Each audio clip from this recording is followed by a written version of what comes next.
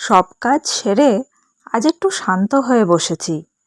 সকাল থেকে ঘরের টুকিটাকি কাজ, রান্নাবান্না, গুছিয়ে রাখা সব শেষ করে এবার জ্যাঠাশ্বশুর মশাইয়ের লুঙ্গি সেলাই করতে বসেছি।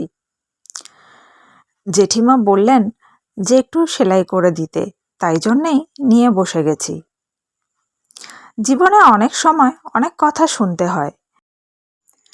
কেউ বলে, তুমি তো প্রতিবন্ধী, এত কিছু কিভাবে করো? আবার কেউ অবাক হয়ে জিজ্ঞাসা করে, তোমার কি কষ্ট হয় না? হ্যাঁ, কষ্ট হয়, শরীরের সীমাবদ্ধতাও আছে।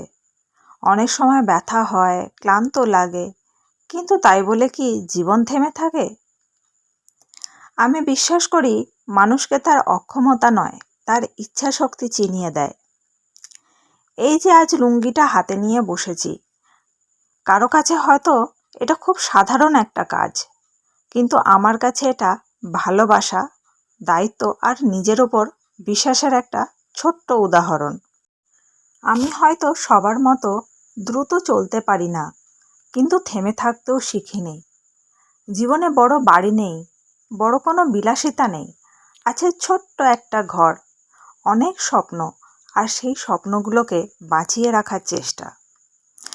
অনেকেই ভাবে সুখ মানে অনেক টাকা, অনেক কিছু পাওয়া, কিন্তু আমি শিখেছি সুখ লুকিয়ে থাকে ছোট ছোট মুহূর্তে, পরিবারের জন্য কিছু করতে পারার মধ্যে, নিজের হাতে কোনো কাজ শেষ করতে পারার মধ্যে, আর দিনের শেষে মনে শান্তি পাওয়ার মধ্যে। আজ যখন এই সেলাই করছি, তখন মনে হচ্ছে জীবন আমাকে অনেক চ্যালেঞ্জ দিয়েছে ঠিকই, কিন্তু হার মানাতে পারেনি। প্রতিটা সেলাইয়ের ফোড় যেন আমাকে মনে করিয়ে দেয়, ভেঙে পড়লে চলবে না, একটু একটু করে এগিয়ে যেতে হবে।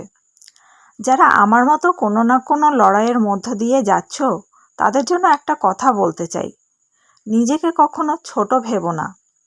মানুষের কথায় নিজের মূল্য নির্ধারণ করো না। তুমি যা পারো সেটাই তোমার শক্তি, আর সেই শক্তিটাকেই আঁকড়ে ধরে এগিয়ে চলো। আজকের দিনটা খুব সাধারণ, তবুও এই সাধারণ দিনের মধ্যেই লুকিয়ে আছে অসাধারণ কিছু গল্প।